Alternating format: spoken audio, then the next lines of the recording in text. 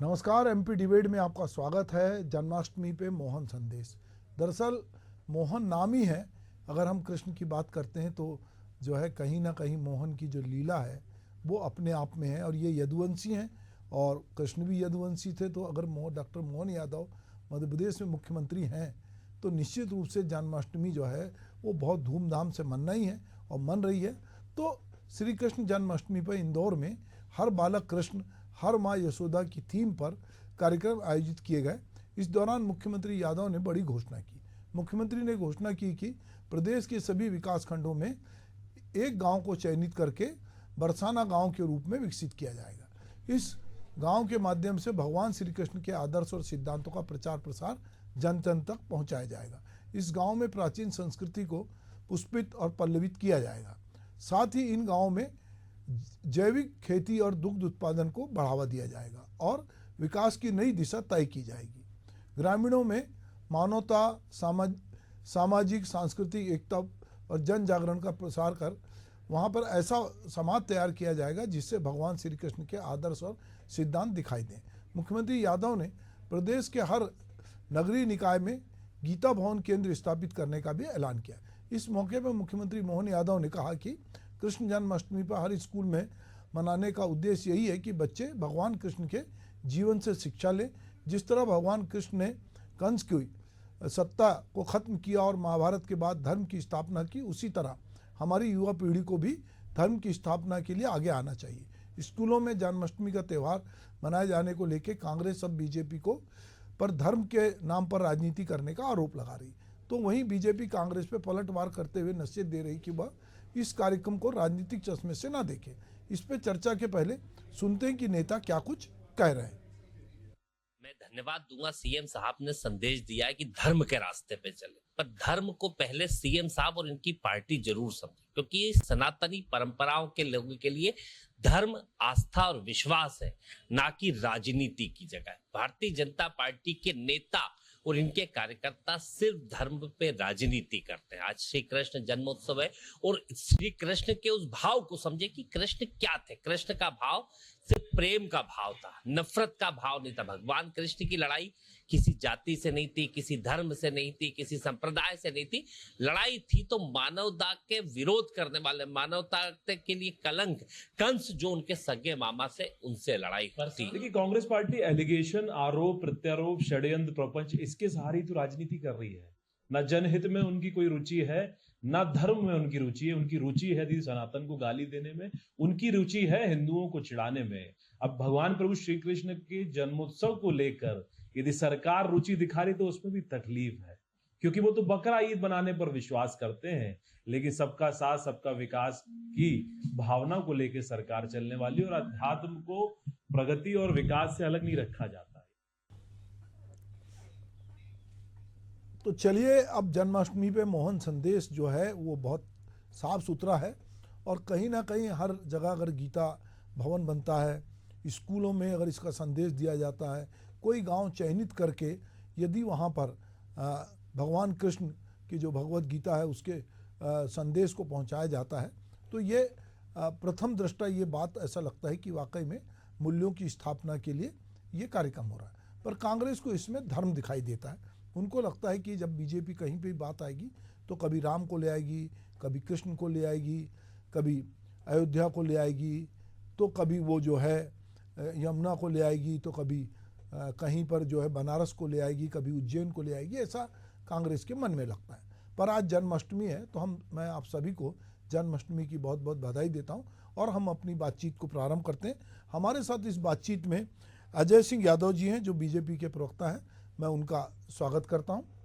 मेरे साथ समर सिंह हैं कांग्रेस के प्रवक्ता, उनका भी स्वागत है, और मेरे सहयोगी राकेश शर्मा हैं। तो सबसे पहले अजय भाई, आप ही से बात करते हैं कि ये जो बड़े धूमधाम से हम देख रहे हैं कि कृष्ण जन्माष्टमी मनाई जा रही है, वैसे पूरे देश में मनाई जाती है, अगर सरकार ना भी मनाए, मुझे कई बार ऐसा सोचता हूँ मैं कि कोई त्यौहार को यदि सरकार ना भी मनाए तो समाज उसको मनाता है, और जो त्यौहार समाज मनाता है वो त्यौहार ही जीवित रहता है। और हम देखते हैं कि कालांतर से हम अपने माता पिता और अपने उनके दादी वादी सबको देखते हैं कि एक अलग तरह का उत्साह जो है वो पूरे घर में दिखता है, क्योंकि हमारी आस्था का केंद्र है। अब चूंकि सरकार भी इसमें शामिल हो गई है तो सरकार के शामिल होने से जन्माष्टमी को एक व्यापक रूप दिया जा रहा है और कृष्ण को कह रहे हैं कि आप गांव-गांव तक फैलाएंगे। अजय भाई, मैं एक बात आपसे कहना चाहता हूँ, अच्छी बात है कि मुख्यमंत्री ने ऐसी घोषणा की और कहा। इसके पहले प्रधानमंत्री ने सांसद आदर्श गांव बनाए थे, उसके बाद राज्यों ने देखा देखी विधायक आदर्श गांव बनाए और वो एक विधानसभा में एक गांव लिया था, एक लोकसभा में एक लिया था। पर चूंकि उसमें किसी प्रकार की कोई फंडिंग नहीं थी, मोटिवेशनल पूरा कार्यक्रम था, पर वो जिस तरह से उसकी कल्पना की गई थी वो उस तरह से साकार नहीं हुआ। तो हम ये कैसे समझ सकते हैं कि अभी जो ये बात हो रही है, ये इतने बड़े स्तर पर ये संदेश कैसे पहुंचाएंगे? केवल प्रचार प्रसार से ये काम हो जाएगा या कोई इस्कॉन जैसी संस्था के लोग इससे जुड़ेंगे या धर्म से जुड़े लोग जुड़ेंगे? किस तरह इसको आप जो है ये वैल्यूज को कैसे बचाएंगे? देखिए सुधांशु जी, बहुत महत्वपूर्ण विषय है जिस पर आपने चर्चा रखी है, इसके लिए मैं आपको बधाई देता हूँ। जिस तरह से मध्य प्रदेश का भगवान कृष्ण से सीधा जुड़ाव है, चाहे उनकी शिक्षा दीक्षा हो और चाहे सुदर्शन चक्र प्राप्त करना हो, ये सभी उनके जीवन के महत्वपूर्ण घटनाक्रम मध्य प्रदेश में हुए। इसलिए ये कहना कि त्योहार को हम मना रहे हैं, ये नहीं है। ये भगवान कृष्ण का जीवन एक ऐसा जीवन है जो सभी को आत्मसात करना चाहिए। इसलिए मुख्यमंत्री डॉक्टर मोहन यादव जी ने दृढ़ संकल्प लिया कि भगवान कृष्ण के जीवन को आत्मसात करें। इसलिए श्री कृष्ण पथे के नाम से एक पूरा भव्य आयोजन पूरे प्रदेश में लगातार किया जा रहा है। पूरे प्रदेश में आयोजन हो रहे हैं जिसमें भगवान श्री कृष्ण के सिद्धांतों के ऊपर सभी लोग चर्चा कर रहे हैं, रोशनी डाली जा रही है और कार्यक्रम करवाए जा रहे हैं और आगे के लिए योजनाएं भी बनाई जा रही हैं। चाहे शहरी क्षेत्र में गीता भवन बनना हो, चाहे ग्रामीण क्षेत्र में आदर्श ग्राम बनना हो, और साथ ही भगवान कृष्ण की शिक्षा दीक्षा एक ऐसी शिक्षा दीक्षा है जो सनातन के रास्ते पे ले जाते हुए जीवन को आगे बढ़ाती है। तो इस मामले में मुझे लगता है कि राजनीति नहीं होना चाहिए। कांग्रेस के नेता क्यों राजनीति कर रहे हैं ये भी समझ से परे है। उन्हें तो ऐसे निर्णय का समर्थन करना चाहिए। उन्हें तो स्वयं बढ़ चढ़ के श्री कृष्ण पथे के आयोजनों में भागीदारी करना चाहिए। साथ ही गीता भवन ग्रामीण क्षेत्रों में जो आदर्श ग्राम बनने वाले हैं उनकी दिशा में मदद करना चाहिए और भगवान कृष्ण के जीवन आदर्श को आत्मसात करना चाहिए। आज जिस तरह से पूरे प्रदेश में जन्माष्टमी का आयोजन हुआ, प्रदेश के बच्चों ने समझा कि कौन से कृष्ण के आदर्श थे, किस तरह से कृष्ण सुदामा की दोस्ती, कंस को किस तरह से कृष्ण ने समाप्त किया, एक आदर्श जीवन और कृष्ण के जो सिद्धांत थे, गीता के संदेश, ये सब हमारे बच्चे कैसे सीखेंगे? तो इसी के लिए डॉक्टर मोहन यादव जी ने व्यापक योजना बनाई है। ये राजनीति का विषय नहीं है, ये आदर्श जीवन पद्धति है जो लगातार प्रदेश के बच्चों को और नई पीढ़ी को मिलना चाहिए। जी, तो मैं समर भाई आपके पास आऊँगा कि अजय भाई कह रहे हैं कि भाई ये कृष्ण के आदर्श सब बच्चों को मिलना चाहिए, समाज तक जाना चाहिए, आदर्श गांव की स्थापना होनी चाहिए, इसमें क्या बुराई है? गीता भवन यदि नगरीय निकाय क्षेत्र में बनता है तो इसमें आपको क्या आपत्ति है? तो ऐसा क्या आपत्तिजनक दिख रहा है आपको मोहन यादव और सरकार के प्रयास में? जी, पहली बात तो यह है कि कृष्ण जो है वो उनको ये लोगों तक पहुंचाना चाहते हैं जो कि हर कण कण में व्याप्त है। भारत का ऐसा कोई कोना नहीं होगा, ऐसा कोई मोहल्ला नहीं होगा, ऐसा कोई शहर नहीं होगा। और साउथ ईस्ट एशिया पैसिफिक की अगर बात करूं तो जो कई आसपास के देश हैं वहां तक कृष्ण और विष्णु जी की ख्याति पहुंची हुई है। अब ये बात करते हैं कि कांग्रेस को क्या समस्या है। कांग्रेस को समस्या इस चीज से नहीं है कि आप भगवान का जो है प्रचार प्रसार कर रहे हैं, ये तो हम बचपन से देखते आ रहे हैं।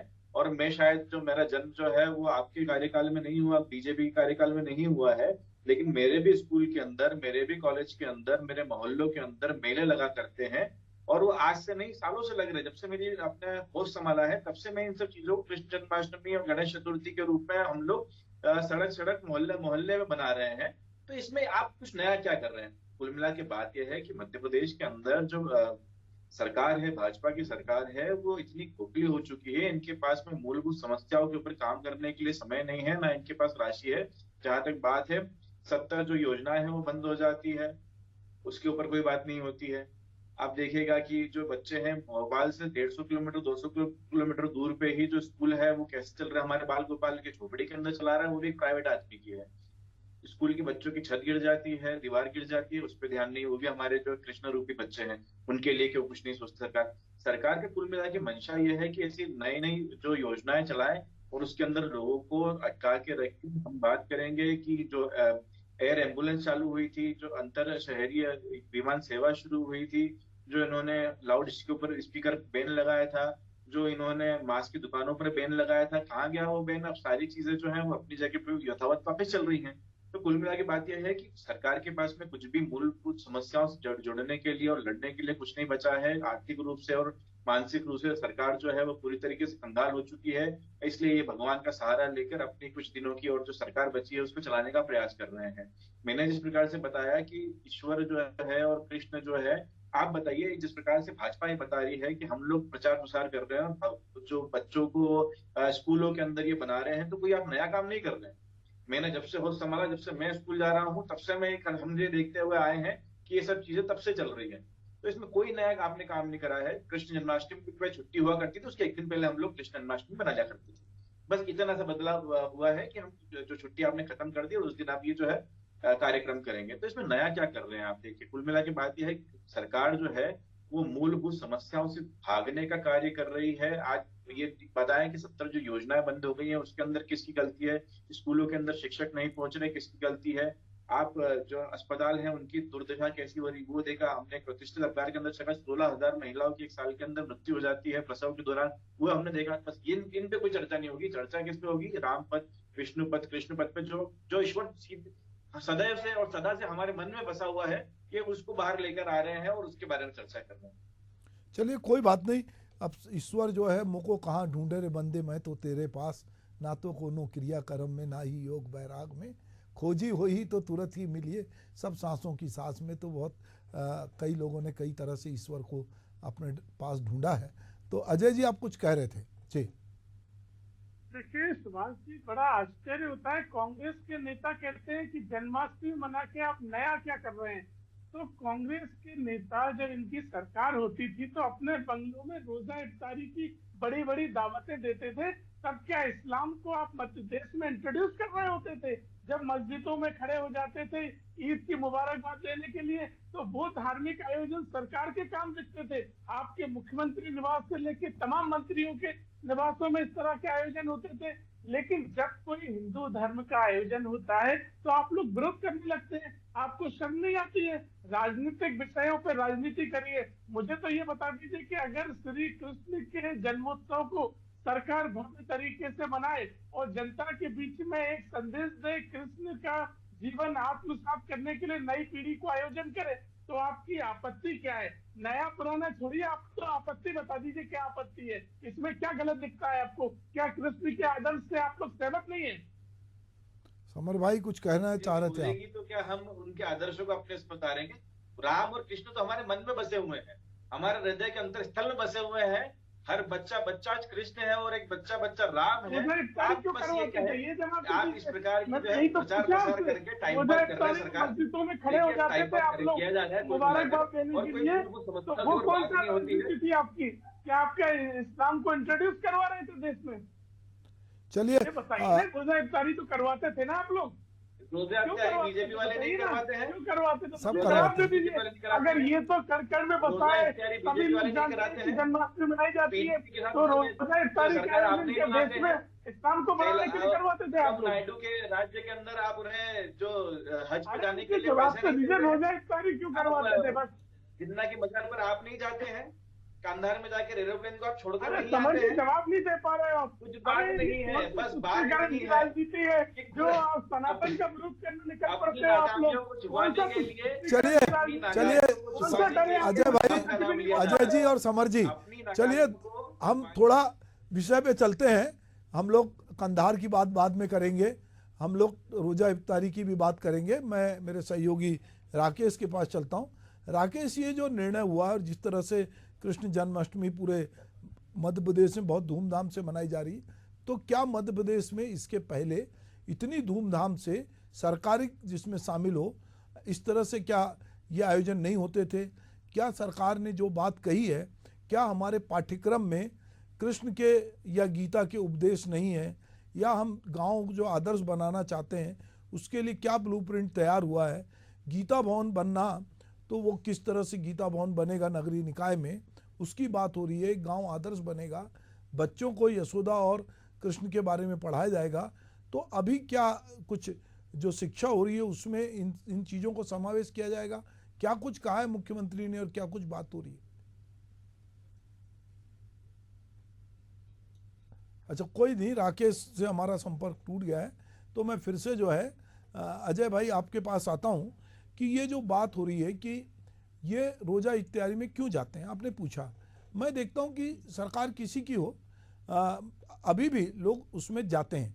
उसको लोग, मुझे लगता है, धार्मिक ना समझ के एक सामाजिक मेल मिलाप का समझ, जैसे हमारे दिवाली में लोग आते हैं, हमारे क्या होली में लोग आते हैं, हमारे कुछ त्यौहार में सब दोस्त आते हैं हमारे और मिलते हैं, हम लोग उनको खिलाते हैं।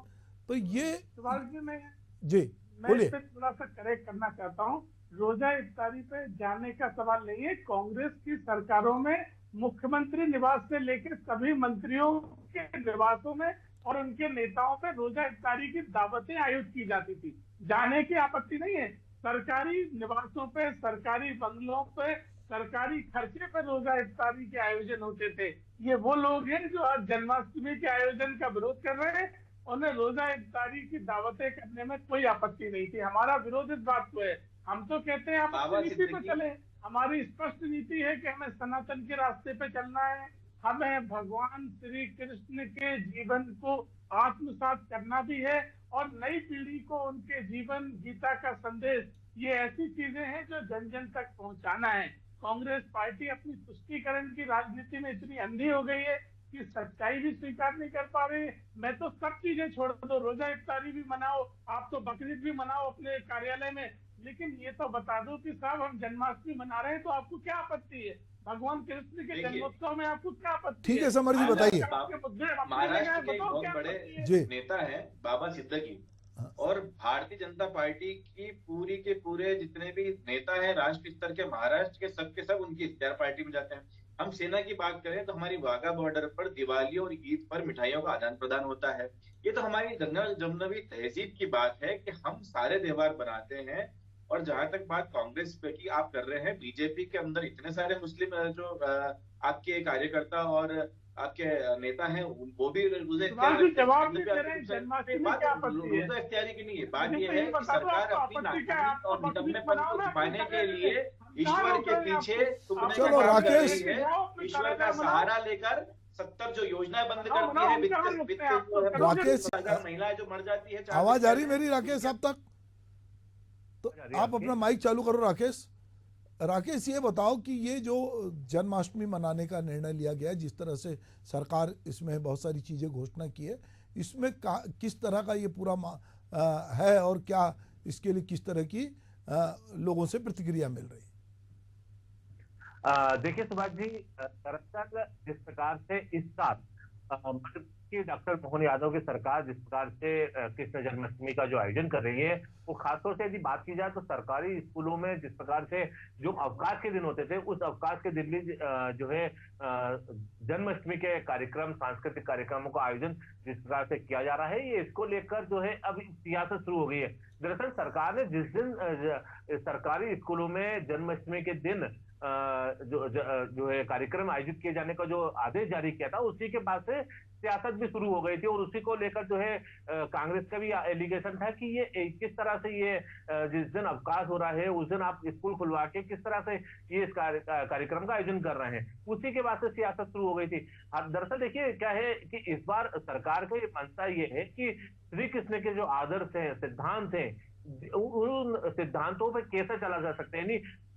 कुल सरकार का संदेश ये है कि धर्म की राह पर जनता चले, तो जनता किस तरह से चले, किस तरह के सिद्धांतों का पालन करे, सनातन पद्धति किस तरह से का वो पालन करे, तमाम चीजों को लेकर जो है सरकार का मोटिव है। और इसी को लेकर जो है अब सियासत भी होती हुई नजर आ रही है, क्योंकि सरकार जिस प्रकार सरकार का जो संदेश है वो धर्म को लेकर है, तो ऐसे में कांग्रेस की ओर से आरोप प्रत्यारोप की राजनीति होना भी जो है स्वाभाविक है। अब कांग्रेस बार बार ये कह रही है कि अब बीजेपी धर्म के नाम पे राजनीति करती है।